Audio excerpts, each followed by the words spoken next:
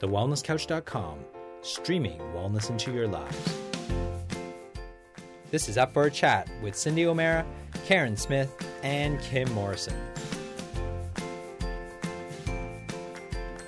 Here we are, up for a chat about the hottest topics that are important to you, inspiring you to awaken the change within. I'm Karen Smith. I'm Kim Morrison. And I'm Cindy O'Meara. And welcome to today's, what should we call it? Today's smorgasbord of fabulousness-ity.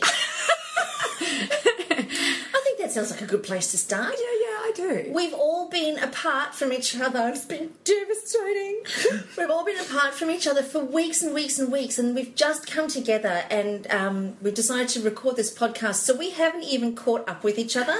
We don't know where Cindy's been. She's been gallivanting all over the show. She's been flying in helicopters, wearing high heel shoes. Nonetheless, I lost my voice. Oh, that was the funniest thing of all, you losing your voice. I lost my voice on stage. I came back from the UK and I picked up a bug on the plane, obviously. But I had my immune boost. I had all of that going on. But I had a man next to me who kept sniffing and snorting and coughing and snarling, and then the lady on the other side kept taking her shoes off and her feet stank, and then in front of me there was a kid who was sniffing and snorting and snotting everywhere. Oh, it was offensive. Oh, it was just horrendous. So needless to say, I'll come back with a really hoarse voice. And then she calls me. I have to tell you, she calls me. And all I hear is this squeaky, high-pitched sound. And, no, you text me and I called you, that's right. I didn't want you to hear me. And I burst into laughter. I'm a really good friend, you know, like a really good friend. And just we chatted and had a little chat about what you needed to do to calm that voice down. And yes. Yeah, you've got it back. And everyone in the office started laughing too. Well, of course, because Cindy said, get down to the office, get some camu, do the turmeric and the raw honey. And, of course, I religiously wrote it all down, and I've just been getting it into me like 2 and 3 times a day. Perhaps a little heavy-handed. It's not like it. Because Cindy said to me, have you been doing the probiotics? I said, yeah. I just threw a whole tablespoon into my smoothie. And she said, oh, geez, love, a tablespoon? Did you build up to that? I said, no, I just did it this morning. Because, you know, I need people to know this, is that when they start, you know, on this probiotic adventure that they do, when you start putting good bacteria back in the gut, you have this die-off that happens. And so you've got to build up. You can't just go and have a cup of yogurt because you go, oh, I need the probiotics, or a tablespoon of my probiotics. Well, yes. You start with 1/8 of a teaspoon, because the die-off of pathological bacteria is what causes you to become more sick. And you don't want that. You want a little die-off at a time. It's like getting in there with the bazooka and going, boom, and then you destroy everything, and then your body's got to deal with that. Well, I was laid up in bed for a good couple of days. Could not move, could not walk, could not get the head off the pillow. Was very exhausted. I think I'm actually starting to recover now. Yeah. And just because something is good for you doesn't mean more is better. Yes, I True, know. less is more sometimes. Yes, less is more, and that's with probiotics, definitely, and any fermented foods that you start, it's good to do that. Now you know you can do better. Let's talk about food. Let's talk about what we've all been doing over the last few weeks, because we've all been pretty excited about the brain. Yes, we have. So, Cindy, tell us what you have discovered lately. Can't wait. We've all got these books all over our laps, hanging everywhere, that Cindy's been reading. How uber cool. Yeah, it has been actually really cool. So for some reason we seem to section off the body and the mind.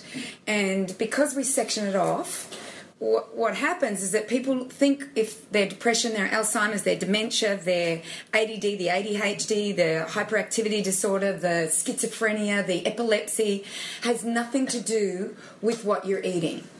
They actually have no idea. What's wrong, darling? I just had to cough and I didn't want to cough. Oh, I thought you were vomiting there on the side. No, I just had to cough. You had to watch her to believe this. I couldn't keep talking. Usually I can keep talking, but not this She time. does it quite politely and elegantly, though. I just had to Only I like a want to do it princess. into the microphone. Very much like a princess. Continue. Okay, so we separate this and we think that what we're eating has nothing to do with our brain, but our brain is part of our physical body. You know, it's connected, if you haven't noticed. It is connected. And the mind comes out of the brain. So so I've become really interested in it, and it started with reading Dr. Natasha Campbell McBride's book. That was the first book that I read, and that was all about how we fix the gut to improve the brain. So from there, I then started to listen to a gentleman by the name of Dr. Dadis Karazian. I don't even know if that's the way you say his name. So I started to listen to him, and he was also talking about the brain, and his book is called Why Isn't My Brain Working? Then the next one that's on the New York bestseller list at the moment is Grain Brain by Dr. David Perlmutter. So you guys, if you read all these books, your brain would be working really well. Yeah.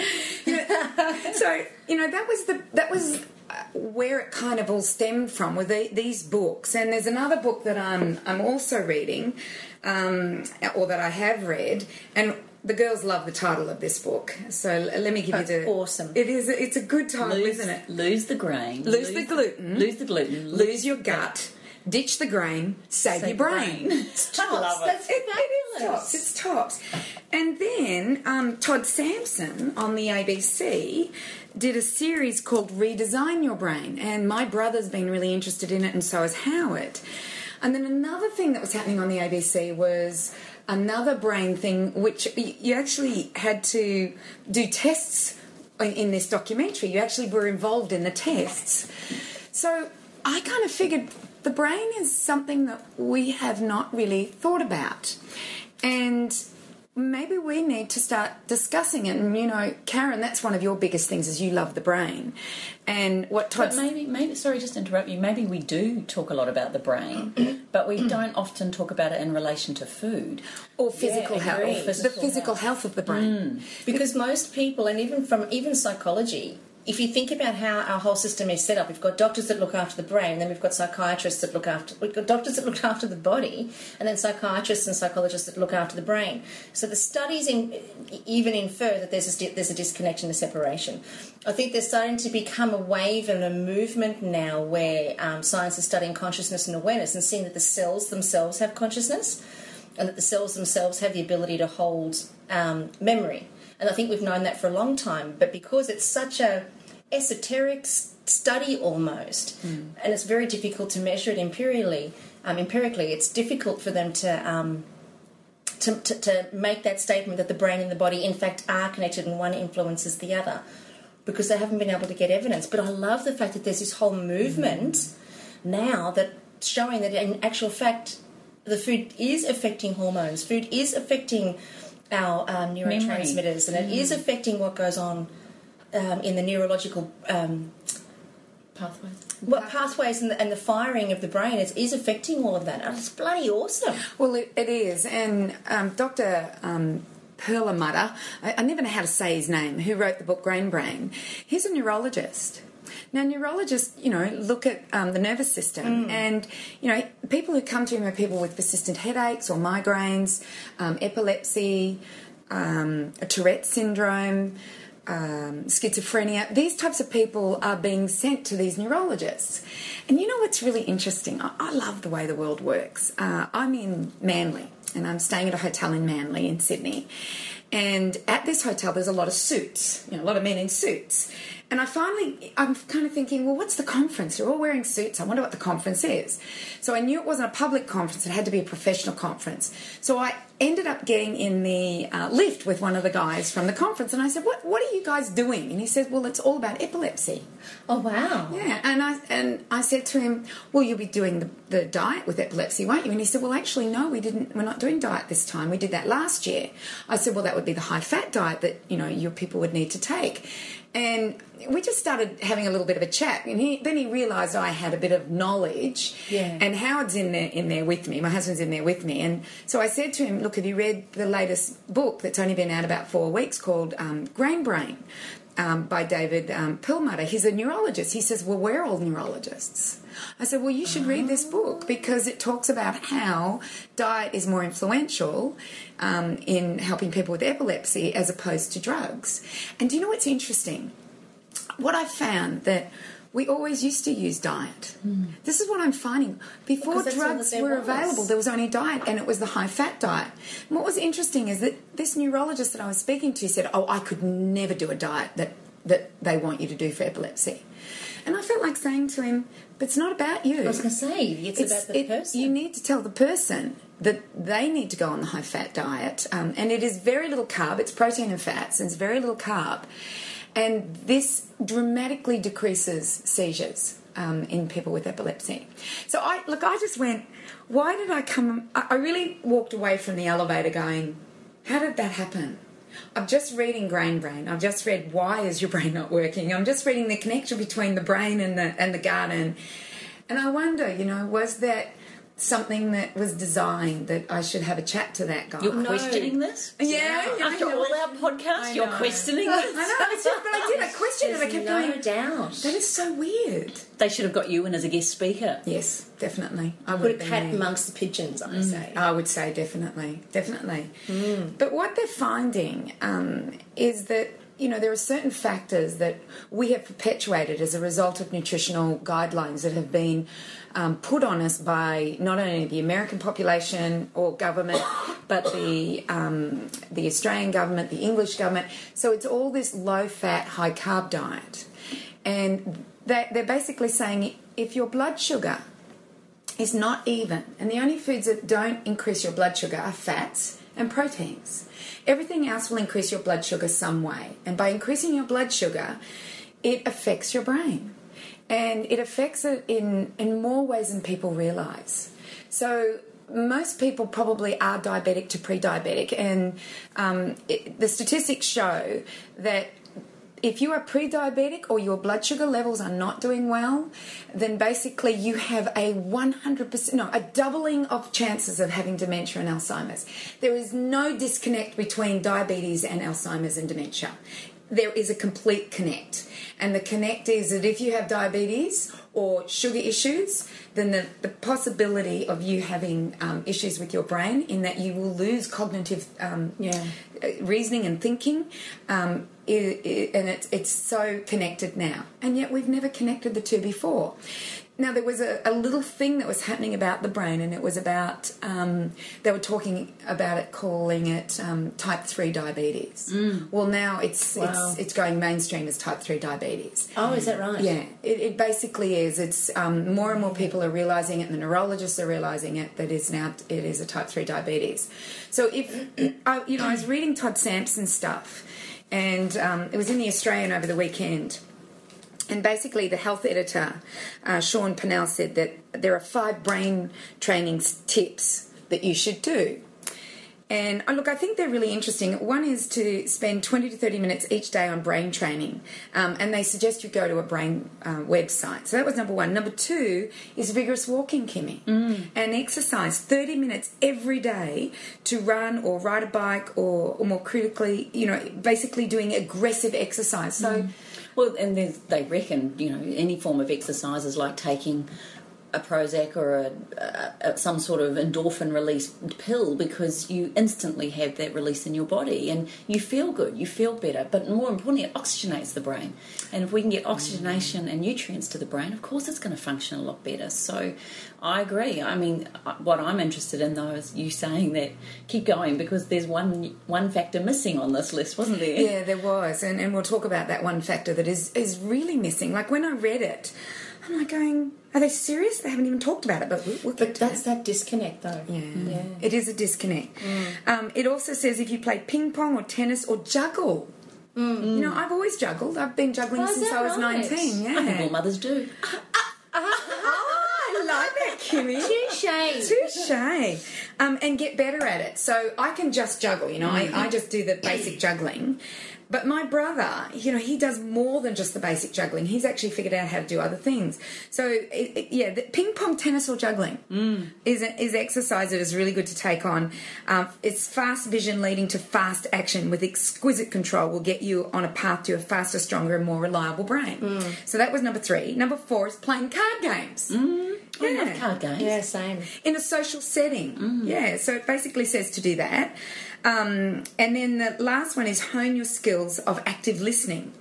in music, this is all about understanding the details of composition, arrangements, and nuance. So music is really, really important, and active listening within music. But I can't understand half the words when they sing these days. Really. I hear quite a few swear words.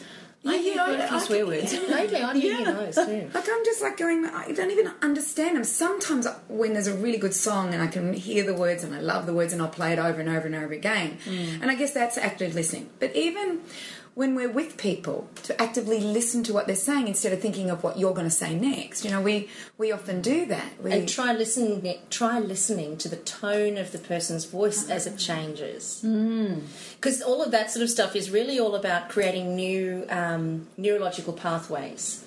Because we become so habituated in what we do every day. We go to bed, we get up, we brush our teeth, we have breakfast, we go to work, we get up, we come home, we make dinner, we go to bed, we get up in the morning. You know, we've got that so habituated. Down pat. Oh, yeah. Down pat. So the brain knows what it knows very well, but in order to keep... I'm not going to say plasticity because the brain automatically has that, but in order to keep flexibility and the brain's ability to create new neurological pathways, we have to keep stretching it and we have to keep taking it to places that it doesn't ordinarily go to. So you don't ordinarily sit and pay attention to the squeak in my voice or the tone of a person's voice. You don't pay attention to the notes of the music. You just listen to the music. You don't necessarily pay attention to, like, you don't juggle during the day. Oh, thanks. Oh, you got your water. Yeah, I was just thinking of the squeaky voice. I better give her a drink. That wasn't a soda can. She just opened That was for coconut water. Thank you, my love. So it's not... So we don't ordinarily pay attention to those things, but it's about stretching the brain, and juggling is one of those tasks that's all about taking the brain to a place that it's never been before. Because the neocortex is the part of the brain that actually allows us to coordinate ourselves, to be able to juggle. And it's the neocortex that has the potential for... What is it? We have the potential for more neurological connections in the brain than what there are grains of sand that cover the entire earth. Oh my gosh. I read that somewhere and I Shut the front door. I actually cannot comprehend that. No, you can't comprehend it. There's a new neurological pathway you've just created just in the fact that you can't comprehend that. Isn't that amazing? I know, it's amazeballs. It's amazeballs. The fact that there's that much potential inside of the brain, yet because we don't do that, we just stay in our habituated way of being. We talk the way we talk. We interact the way we interact. We listen the way we listen. We do what we do. We don't stretch ourselves. So those sorts of exercises are beautiful because they definitely do help the brain, or they educate the brain on how to expand itself. But as Kim said, there's something very strategic missing on that. And you know what? And when I read it, I just thought, this is just crazy that they haven't even contemplated food. Yeah. What we eat, the types of food we eat, and the more I'm reading, everything has to do with food. Definitely, you know, what we talk about is important too. The way we think about things and the way we contemplate things. You know, you've taught me so much, Karen. But the fact that Tourette's, you know, like I remember one of my daughter's very best friends had Tourette's. And I do this all the time. I go, if I only knew then what I know now, why didn't I know this? Like, this is a young girl. Like, my daughter's now 22, Casey's 22, so this young girl's 22. I saw her a couple of years ago, and she was in a really bad way with her Tourette's. And she'd had surgery, but the surgery had worked for a small amount of time, but it was back to it. Surgery for Tourette's? Tourette's, they put a probe. She was actually on 60 Minutes. This beautiful young lady was on 60 Minutes. And they put a probe down in her brain. Yeah. And it worked for some time. But, you know, she still was in a really bad way with the Tourette's. But basically what Grain Brain is talking about is that Tourette's is very much linked to gluten. You know, and the sugar as well, but much more to gluten. And he's talking about this with headaches and migraines. He said he had this medical doctor send one of his patients to him because of this woman who had had migraines for 30 years, everyday migraines for 30 years, was on the strongest drugs, nothing was working.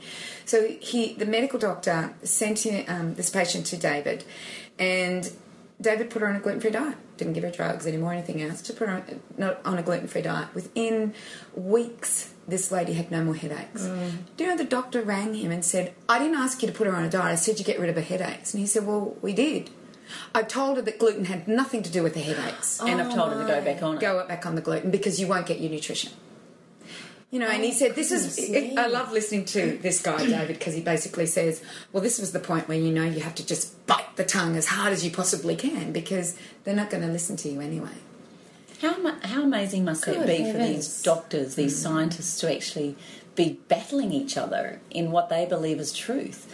But what I'm finding after listening to him on Underground Wellness, and if listeners are interested, it's a great podcast to listen to.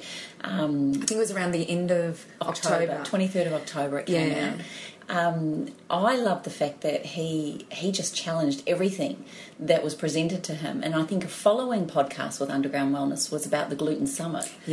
And that fascinated me, and I think these doctors that are into this, they actually, one of them got quite emotional. He actually felt really teary to hear another doctor confirm his beliefs of 30 odd years. Oh, wow. And I thought of you in that moment, Cindy, where I thought, you know, for 30 years you've been talking this and people have knocked you and put you down and said you've got it wrong, and you must feel so proud and validated. Yeah, but I also got quite emotional thinking about you and your fight in this, and I think it's wonderful, and I really, really recommend listening to those two podcasts with Sean Croxton. He was brilliant. Was that the one with Tom O'Brien? Yeah. The second one, yeah. Tom O'Brien, he was the one who, he's a chiropractor, and when I had done the 4-phase fat elimination protocol, the HCG protocol that I did 2 years ago now, when I did that and realised that what was inflaming my body, and obviously my brain, because do you remember, Kim, the day that I rang you and said, my brain, I have more clarity than I've ever had in my life. I cannot believe how I'm thinking. She thought I was on drugs. But then she knew. She did. She was like, what am I thinking? What am I thinking? Well, no, I thought she might have been spiked. Oh, right. But my brain was so clear. I felt like I was one with the universe. I felt like everything was sparkling, and I had this absolute joy. I could not explain that feeling.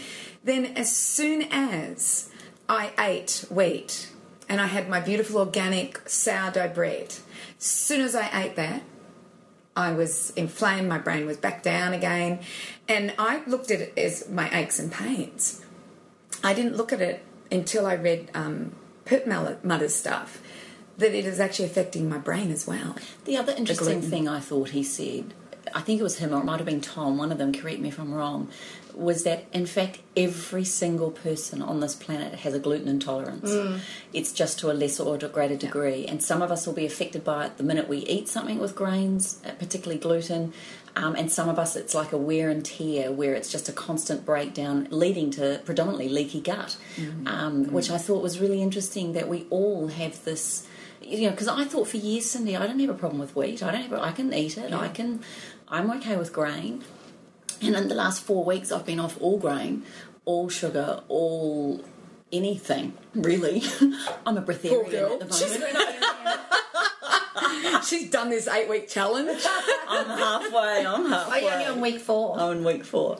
But that clarity, I nearly rang you the other day. In fact, I did, but that's when I texted you and went, where are you? I need to talk. Oh, you should have just rung me. I tried, Missy. Someone was in a helicopter flying around. Oh, is that what it was? Yes, the tart.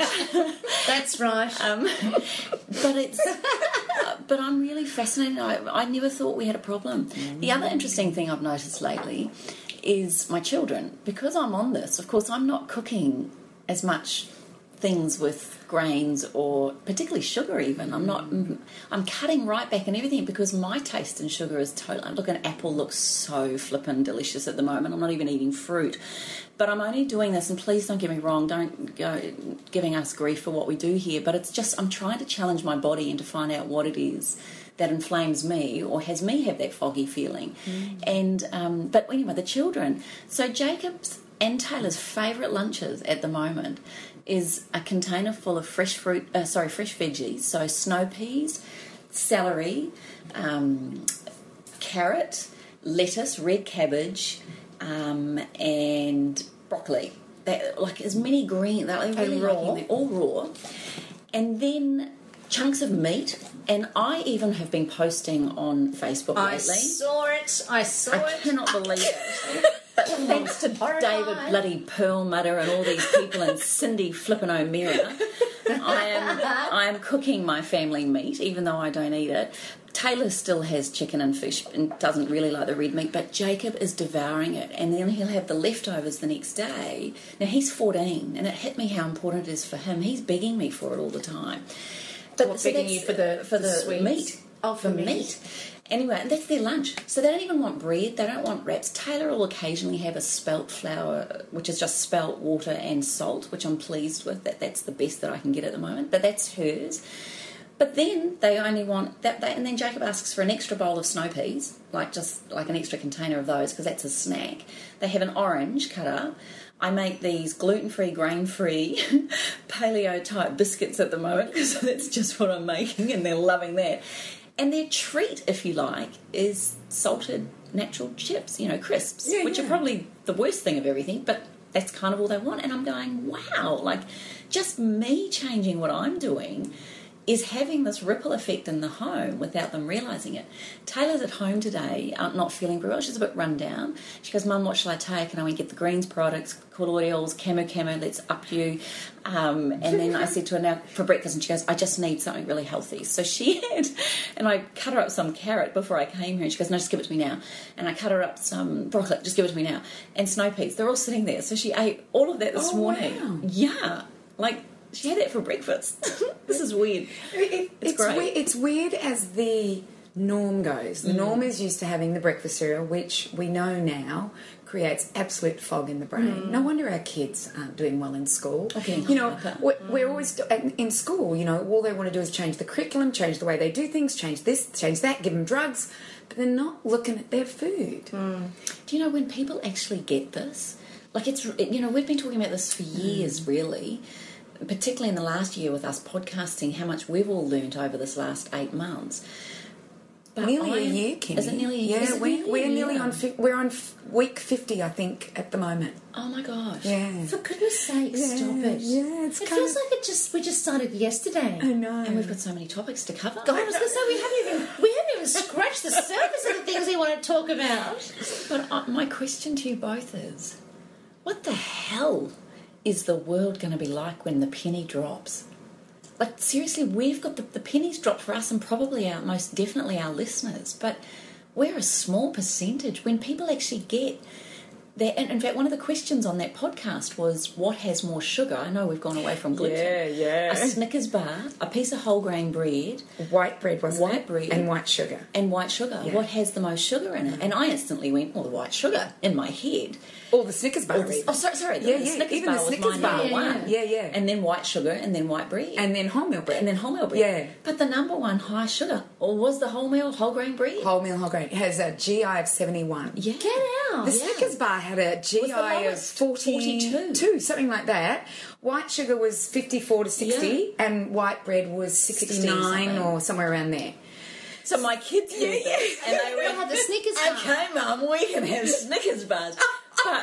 But was my Don't you love the way they think? But is my understanding correct that if you are going to have something sugary, you are better to have, or with sugar content or any sort of glycemic level, you are best to have it with some form of protein as well? Because that was the point he made about the distinction with the nuts with that. Is that correct? And fat. And fat. And the fat's really important. But yeah, the protein is probably one of the most important ones. Nuts would be fat and protein, would it? Yeah, both of them. Okay. So I've heard from a lot of personal trainers that they say don't have sweets with fats. If you're going to have sweets, either have it on its own or have it with, something protein. Well, there was something in the 1950s, 1960s that was brought up by Dr. Simeon, and he said he noticed that when people had fats and sugar, that it created a problem. But look. If you have a think about it, an almond has actually got some sweetness in it and some carb, not a lot, but it's got some carb. So if you look very sweet to me at the moment. Yeah, I bet it does. Well, almonds do. You know what's tasting sweet. unbelievably sweet at the moment? Cauliflower. Oh, really? Oh my God, it is so divine. when you cut out this all is what sugar, happens. I Your can't taste buds believe change. it's so. My favourite breakfast at the moment: gluten-free, grain-free, wheat-free, sugar-free. Do you know what it is? Mashed cauliflower and broccoli. So steam it and then mash it, or do it in your Thermomix. I had to put that onto a bed of rocket, 2 poached eggs, and sprinkle it with asparagus and basil. Oh, yum. Oh, Why no. haven't you put that on Instagram? It's totally on there. You just have clearly been in far too many helicopters and not paying attention. I saw the meat dish. But I'm that's having divine the- without the egg. No, Yeah. to me, that's divine. That's just divine. Oh no, it is heaven. It is absolute heaven. I know. It tastes really sweet. Oh, we got to get that recipe out. It's in my Yeah. next newsletter. Next Coming out newsletter? week. Great, I can hardly wait. Yeah. So, 28, next newsletter, make sure you take... That just sounds brilliant. And then that just sounds magic. you will love it. And then I'm not. Of Are you course, I'm eating not tomatoes? No, that's a No, fruit. yeah, right. No And tomatoes. capsicum? Yeah, capsicum, but no carrot, no root vegetables. So you can imagine when I have a sweet potato next in 4 weeks' time, Oh, how gosh. much it's going to taste amazing. Yeah, but you couldn't even... You love your sweet potato. You are an absolute... I know. Look at her, she's biting her. And I love sweet potato. You know, like sweet potato I would eat 3 or 4 times a week. But I cannot get enough of this information at the moment. I know. And listening to it It's and just wonderful. I feel like we're on the wave and I feel so proud that we're part of the revolution that's well, actually, it's probably not. Is there such a word as a pre-revolution? Like this was the past. This was normal eating until bread came about and all that sort of thing. So really, we're just heading back to nature, aren't we? You know, like I have a real dilemma with this whole gluten and grain thing. You know, because I did anthropology through university and, you know, we did eat grain and grasses. We'd eaten grain and grasses for a long time. You know, even the Australian Aboriginals got the seed pods, I guess. Maybe they were seeds rather than the grasses. Although I have to look it up, but there is a food that they ate in the centre of Australia that they had to prepare properly. They had to soak it. They had to wash it and they had to cook it in order for them to eat it. If they didn't eat it, it would cause a B1 deficiency. You mean? Oh, okay. Yeah. If they didn't eat it or soak it. If they didn't prepare it properly with the soaking, the washing, the cooking, they would get a B1 deficiency because we know this because the reason why 2 of our explorers died, which were named Burke and Wills, was because of B1 deficiency because they ate it raw. They ate this plant raw. Now, whether it was a grass with a seed in it, I'm not sure. I have to find that out. But we have been using grains for a long time. So after reading all of these people and beginning to understand the whole brain-gut connection, is the grain the issue or is our gut the issue because of our grandparents started with the chemical revolution? Even great-grandparents were part of the chemical revolution. From that, the chemical revolution, we started to take antibiotics. We started to eat these refined foods, these vegetable oils that have been hydrogenated and interesterified and whatever else has been done to them. We started to eat these sugars. Now GMOs come in and now we've got hybridized grain. So, is it the grain that is the big issue? Or is it our grandparents, our parents have got suppressed gut flora and function, which has caused leaky gut, which then causes a brain. By the way, when your gut is leaking, your blood-brain barrier is leaking. So not only is the gluten, which isn't being digested by the bacteria, because the bacteria is what digests it in the gut, it's going into that area of the body as well as going up into the brain. And it's just... So my question is this, chicken and egg. Is it the grain that is the issue or is it what we've done to our bodies that's the issue? And that's why everybody now has some sort of gluten intolerance, whether it be minor or major. And, you know, but at this point in time, in order to cure this, you have to go off the gluten. You have to get off it. You almost have to get off most grain. I'm having it was tough. You know, I'll be honest. I remember the beginning. What did I send you a text? I don't know.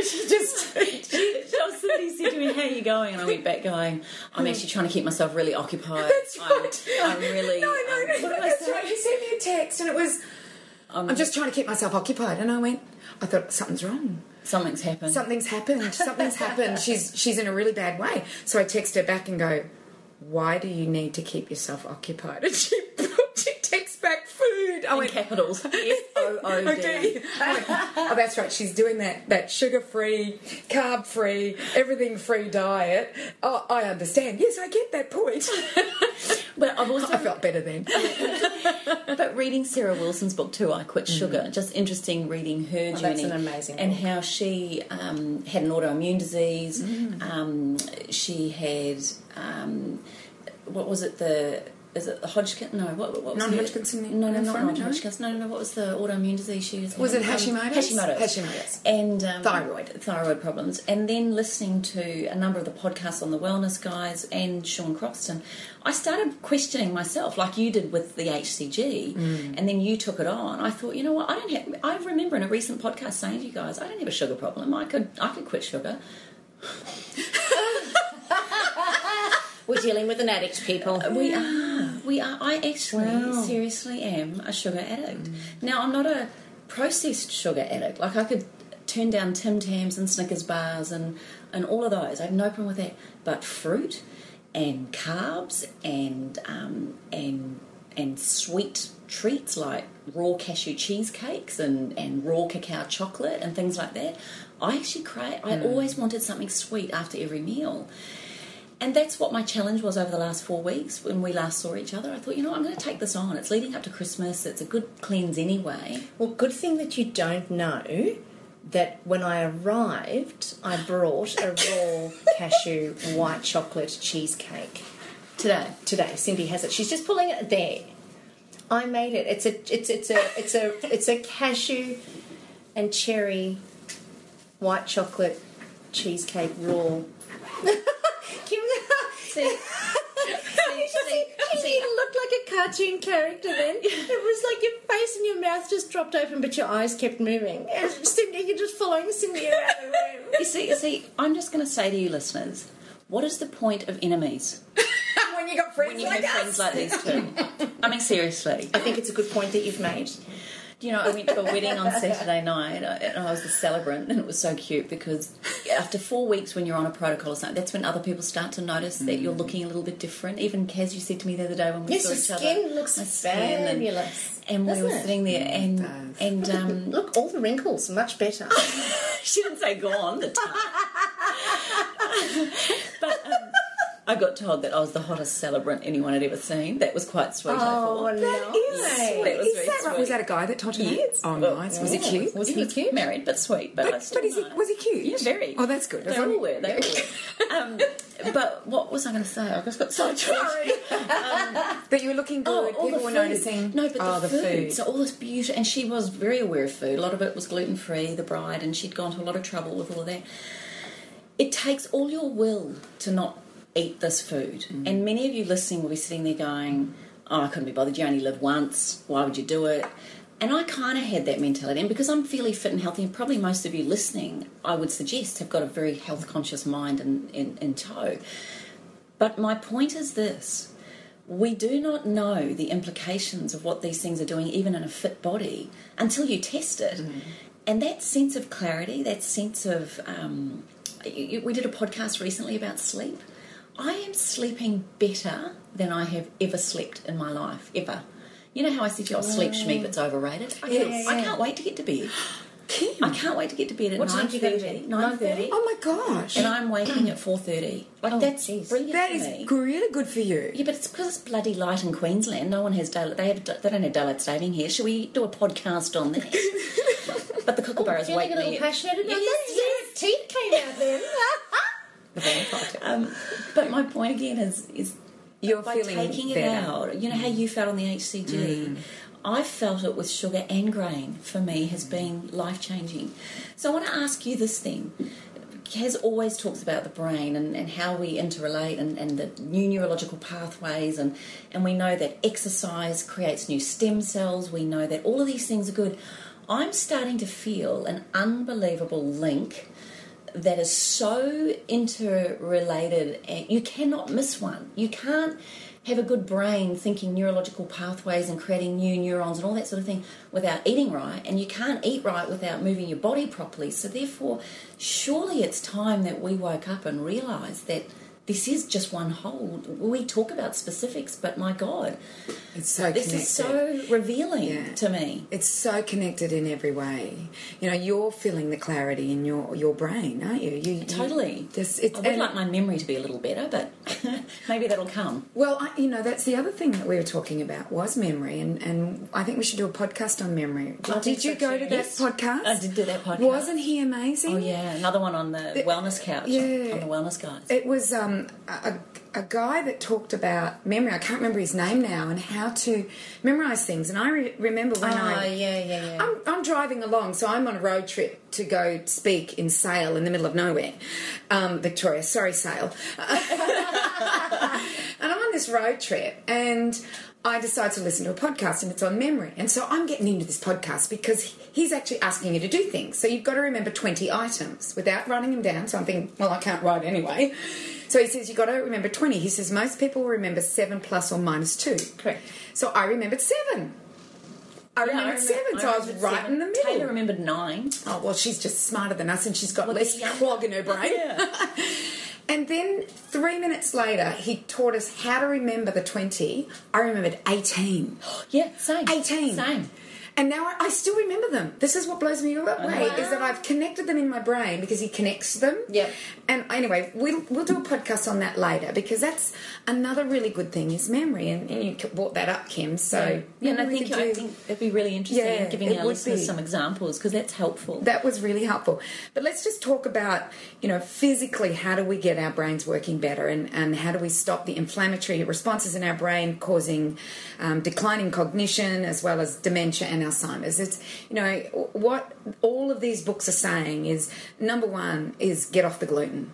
No matter what, get off the gluten. He says there'll be some people who will be able to do it, but eventually if their guts start to break down, they get a leaky gut, then the gluten will cause a problem. Cindy, I also heard on one of them talking about oats. Oats are supposed to be gluten-free, but a lot of them are processed in places with gluten, and therefore we can't even say organic gluten-free oats are necessarily gluten-free. Well, is that right? He said they were tested. They tested what they call gluten-free oats, and was it 1 out of 4 of the ones that were tested had gluten in it. Even gluten-free beer, I think it was 2 out of 4, like half, 1 out of 2, had gluten in it. So he says you have to be careful, and he's also talking about lipstick. Yes. Lipstick, face moisturisers. Yes. Well, they know where to go for moisturisers because there's no wheat in your moistuриser, so 28. .com, and just a little advertisement for Kimmy and her beautiful little plug. So we can't even our makeup, our lipsticks, there was so many. Licking a stamp has wheat on it. Get out. Oh, well, of course, the glue. Yeah, the glue. The back of the envelope, the bit that you lick when you seal an envelope. Yeah. So always don't lick it, guys. Especially if you've got these issues, because it will create the inflammatory response. And it's only just a small amount. Yeah, I was going to say it's only just like the tiniest little micro. But it's in there, and he says that if you have an intolerance to it or a sensitivity, and he talks about tests for these, and he says most of the tests don't work, and in his book David actually talks about what are the tests that we need to do, and that's in the Gluten Summit as well. All the tests that you need to do. In my way of thinking, I'm like going, well, why do we need a test? Why don't we just give it a try, like what you've done, Kim, like what I did when I did my elimination protocol. I've never been better. We live with the way we are, don't we? We live with it and we think we're okay, especially if you are fit and healthy and you think you're doing all right. And I thought I was, a few aches. I didn't know my brain wasn't working well until I eliminated it and then found these things that worked. So gluten is one. Keeping your sugar levels is 2, definitely. So making sure you're not having too much sugar or too many fruits. And he does go through, eat your seasonal fruits. Berries we used to eat, but don't go overboard on fruit. And what's interesting, since I did the protocol, which was 2 years ago, I don't like bananas. I will eat them if there's not much else around, but I used to eat 4 and 5 bananas a day. Wow. Yeah, so easy, did I, and I'd kill for one now. I didn't care. Whereas me, I'm not even interested in bananas. In actual fact, I've been away for 2 weeks, and I have eaten hardly any fruit. So my breakfast, when I go out, all I can get is eggs because everything else is bread and cereals. So all I have is eggs, and I ask for certain things to go with it, like green veggies, things like that, and they do it.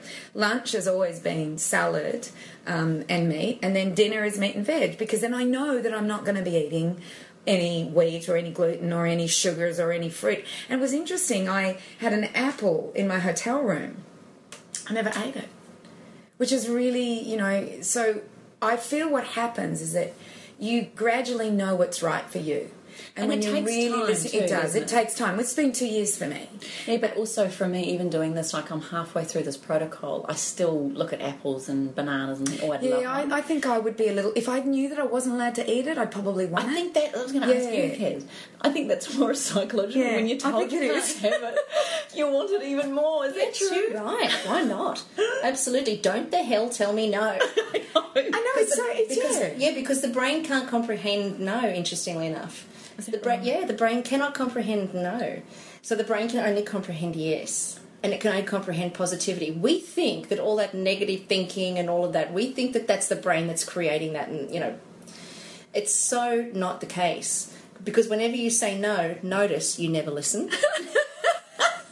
I've been listening. I've been a good girl. But you have been, but it's an effort, right? Yes. It's not easy. No. It's like me going shopping and I say, no, you can't have those shoes. And then I have a fight going on in my head. I go, don't you dare tell me that. And then on the other side I go, no, don't buy the shoes. You don't need them. You've got 50. Don't you tell me no. I will not be told no. See, now, damn you, I'm going to go and buy those shoes. And then the next thing I know, I'll walk out with the shoes. So... Cindy's just pulled out a picture. She just pulled out a picture in a magazine of this woman's wardrobe, and it is floor to ceiling shoes. Oh my god, and they are fabulous. Look at those orange. Do you have shoe envy right now? I have wardrobe envy. I have shoe envy. I don't know how to Look at that shoe envy. Look at that. probably got Orange, red, pink. Mine would be filled with running shoes, not so many beautiful high Hey, have you seen the new Nike runners? Stop it, They're no. pink. Oh my god, no, they're like a sock.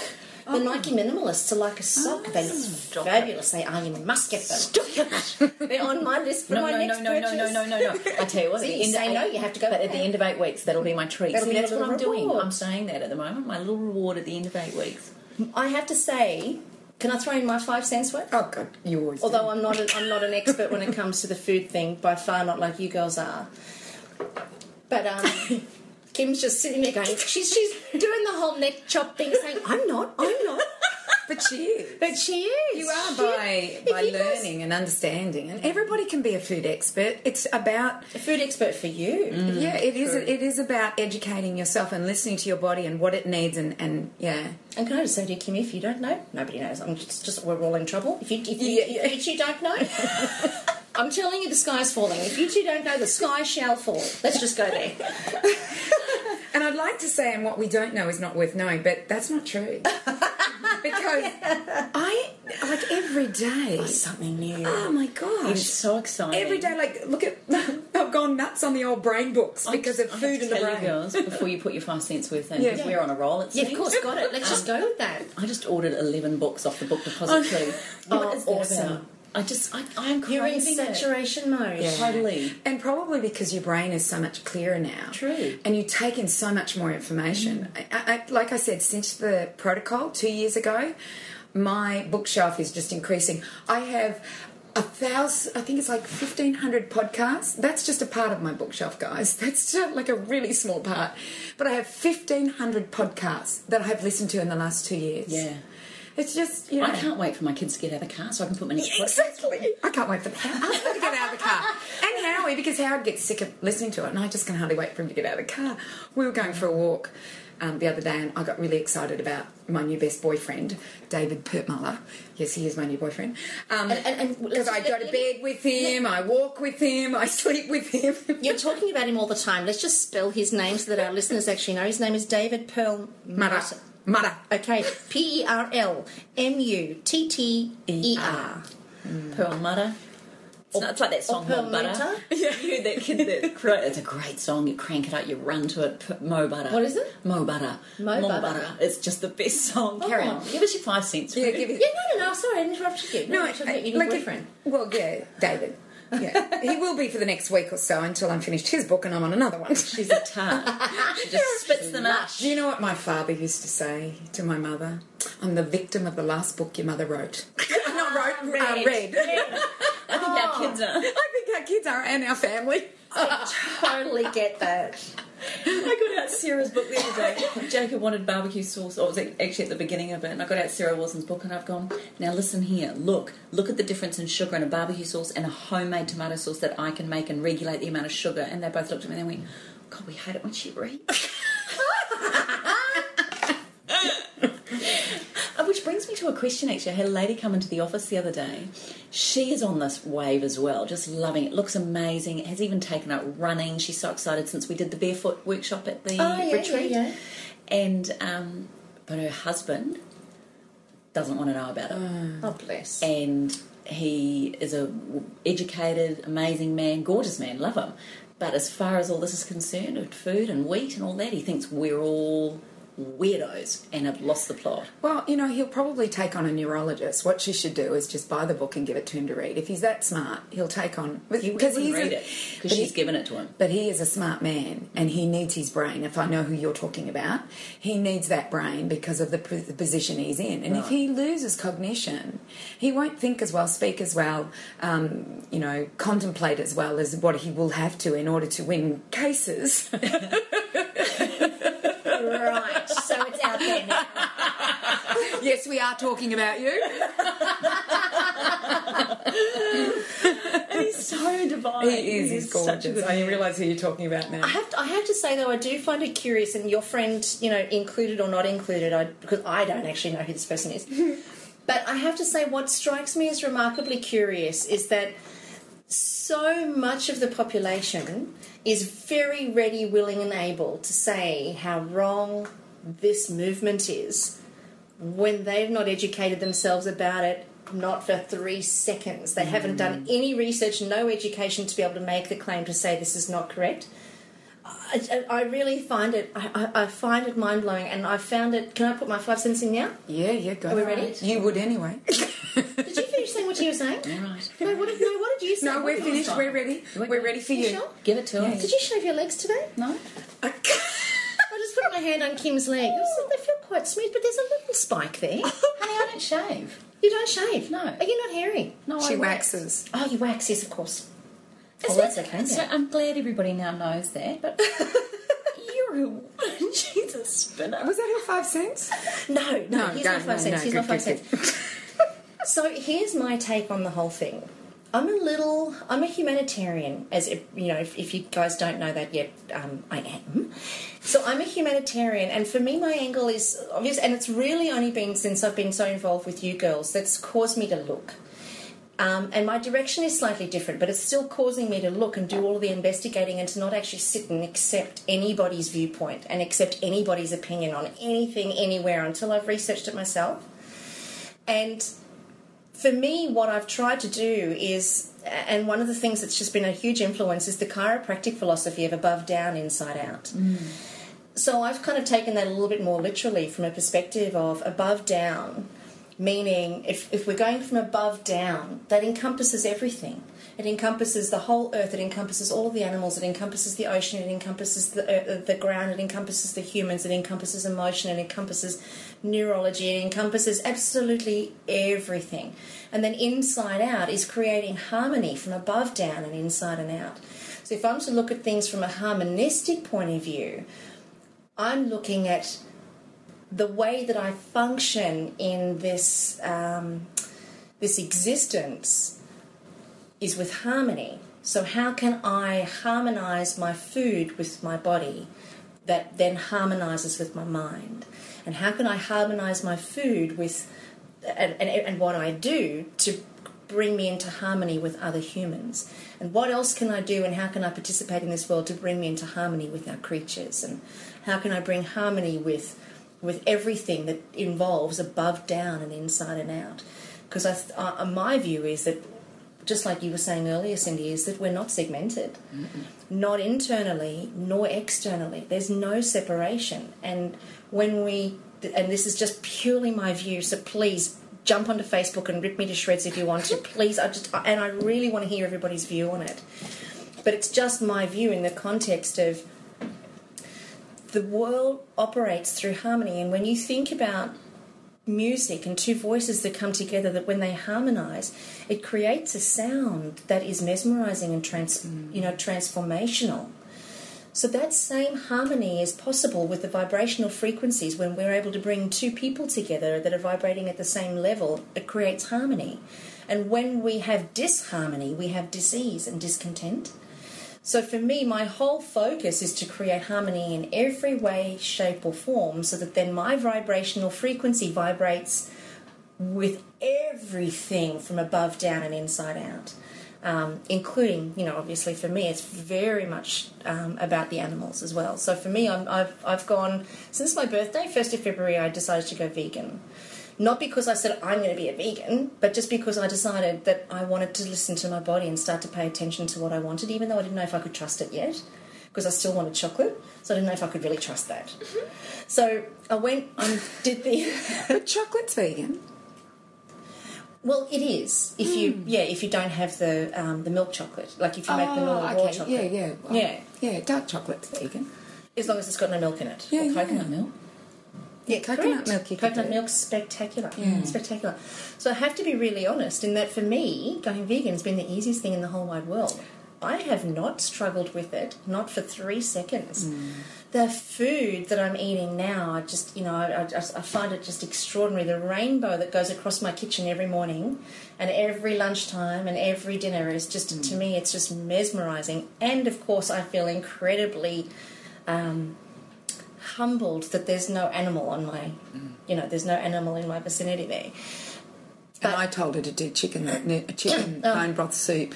I said, really, I know you're vegan, but your chicken bone broth soup would be really good for you right now. No, okay, all right, we won't do that. I couldn't even try. I thought to myself when I went to the grocery store to go and get all the bits and to come to your office, I thought, just suck it up. Just go and get bloody bones. Just go and get bones and boil them in the Thermomix. Couldn't do it, so I boiled kale. That's what I did. I boiled kale. Would a vegetable broth be okay? No, it's not the same. It won't be the same. But being vegan, I have to respect her, don't I? And can I just say to you, you do such a good job with that. Hey? You do such a good job with that. She is special. Because now I'm flirting with the raw vegan. I know, we noticed. I did notice you were doing that. And I noticed your question yesterday about... The nuts? The nuts, yeah. And I thought it was a really good question, yeah. What was the question? And, I'm still just trying to listen to my body because I cannot get enough seaweed into me right now. Like, I am buying bags of seaweed. She's a mermaid. Obviously from a past life. Princess of the water. But the thought and that would be good too, instead of, like I said, the bone broth, put the seaweed in as opposed to the bone. Oh, man. Silly me, well done. I'm loving it. All the different seaweeds and all the different sea vegetables. Oh, shut the front door. You want to see my cupboard. You open my cupboard and they burst out at you. Which is so full of minerals. So obviously you're requiring those minerals. Absolutely. And if your gut's working, then your body will make the B12 that all vegetarians or vegans lack because their gut's not working right. So if you're getting everything right, then you will produce B12. You'll also produce B1, B2, B3, B6, pantothenic acid, folic acid. It's brilliant what your gut will do when it's working properly. So, a lot of people go, well, that's the only way you can get it is through animal products. But in actual fact, your body will make it if everything's working right in your... Well, I think that's been the key. Because you've taught me to research and you've taught me to educate myself. So now there's literally a rainbow that goes through my kitchen in the morning and, for each meal.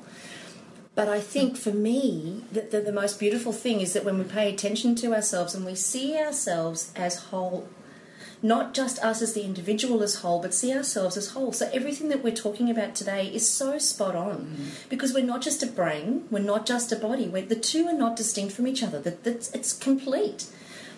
And then we are also not distinct from each other. The three of us are complete. We're connected. And then we're not distinct. This is just, again, my view. And then we're not distinct from the air out there. And then we're not distinct from the grass. It's all connected. If we're to look at harmony and unity, let's try and do it holistically, but not just in the body. Do it holistically from a global perspective and from a universal perspective. And I don't mean to be hairy armpitted here.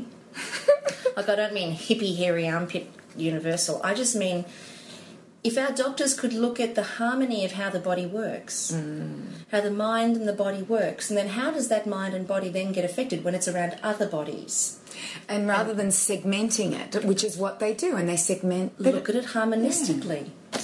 Not looking at the relationship that person has, or looking at the environment they live in, or, you know, like... And the food, the gluten, and what's yeah. prompting this response and that response, and what's creating... Like, it's all necessary, it's all there. And I think the beautiful thing is when we get it right, or to the extent that we're capable of getting it right, like Kim, you've never felt more clear. No. I'm an O blood type, so I should be meat and 3 meat, but I can tell you... Meat and 3 meat. I like that. I've never felt better. I have more energy. I sleep... I mean, I've always been a really good sleeper. I shop fabulously now. That's improved. My shopping's improved. I swear to you, I bought a pair of shoes on special the other day for the wedding. I needed them, knew exactly what I wanted. Do you think you can find them on the Sunshine Coast? There's nothing. So did you find them? I went to Myers, walked in, saw them sitting there, looked at Jacob, he looked at me, and I went, do you think, Jake? I put them on, he goes, Mum, they look hot. Walked out, $99. They were down from $149 because there was a special on. We really like those sorts of purchases. So happy. Was in and out 5 minutes. I've never shopped so strategically and quickly in all my life. Shut the front door. In and out. It almost feels... And that's all from stopping sugar. Shit, you're right. Look out, Danny. He's going to be happy. I may not eat sugar, but I shall become expensive. You know, you're talking about that harmony. The other day I went for a run, and all my workouts, by the way, have changed at the moment as well. I'm doing short, sharp trainings, not going for long, long runs, although I did do it. My 10K at the moment is more like a meditation for me. But I did a 6K the other day, and you have to try and run it as fast as you can. And my legs, to be honest with you, for the first 3 weeks, I've actually felt worse in running than I've ever felt. And I couldn't work it out. And I kept thinking, my legs are so heavy, I don't feel my best. Anyway, I got halfway through this run and to the end of along where we live, Kaz, and the sun was coming up. And I stood there, I got really... quite teary, just looking out at the gift of where I live, the fact that even though my legs were heavy, I still ran, the fact that I was cleansing myself and respecting my body to say thank you for everything you've done for the last 45 years, and now I want to give something back.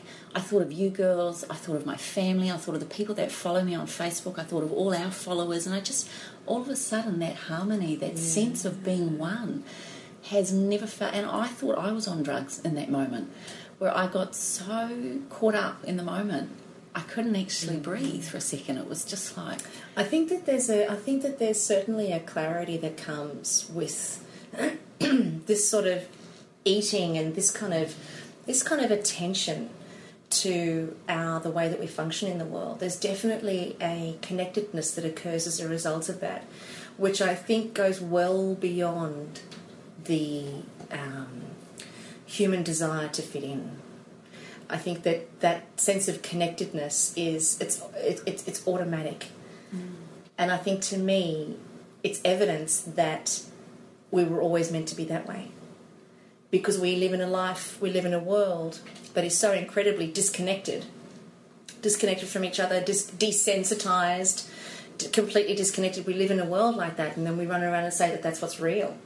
And we miss the point every day. We miss the point every single day.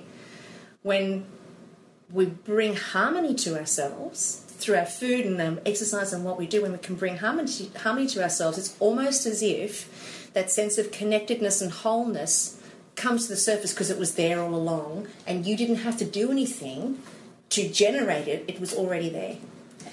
You know, I just have to say this. How many people experience what you experience, Kim? Very few.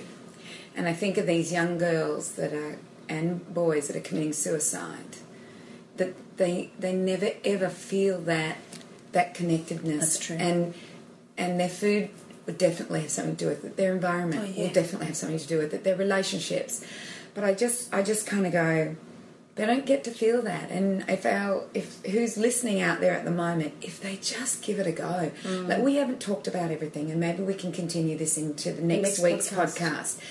We haven't talked about, what are the specific things that we need to do for our brain in order to, and what do we need to do for these young girls and who see no hope, and our young men as well. What do we need to do to help them? And we as mothers, role models, leaders, whatever it is, we need to start making some changes. Look, I totally agree, and I think it's time. I think we're ready. Humanity is ready, and certainly the people who are taking the lead are absolutely ready. So I'm actually looking forward to next week's podcast now, because it'd be really cool. We've gotten our chit-chat now, catch up with each other over. Let's get into the nitty-gritty. Let's get into the nitty-gritty of it. So next week, make sure that you tune in, because it's actually going to be pretty damn fabulous, because we're going to be covering some real specifics and some how-tos and some what-tos. So make sure that you diarise to tune back in next week. But in the meantime, it's time for us to bring the podcast to a close. So join us right here on Up for a Chat next week. And in the meantime, go to our Facebook page and leave us your comments at allthews.facebook.com/Up for a Chat. Also, you can join us on the Wellness Couch, which is allthews.com. allthews.com. Yeah, I missed the website. allthews.com. Yeah, wouldn't that be so easy? So it's all the W's, the Wellness Couch /Up for a Chat. And we'll see you next week. Join us on Up for a Chat and be part of the ripple effect that's changing the world. This has been a production of TheWellnessCouch.com. Check us out on Facebook and join in the conversation on Facebook.com/TheWellnessCouch. Subscribe to each show on iTunes and check us out on Twitter. The Wellness Couch, streaming wellness into your lives. Whilst the Wellness Couch presenter endeavor to provide accurate and helpful information to their listeners, these podcasts cannot take into account individual circumstances and are not intended to be a substitute for health and medical advice from a qualified health professional. You should always seek the advice of a qualified health professional before acting on any of the information provided by any of the Wellness Couch podcasts.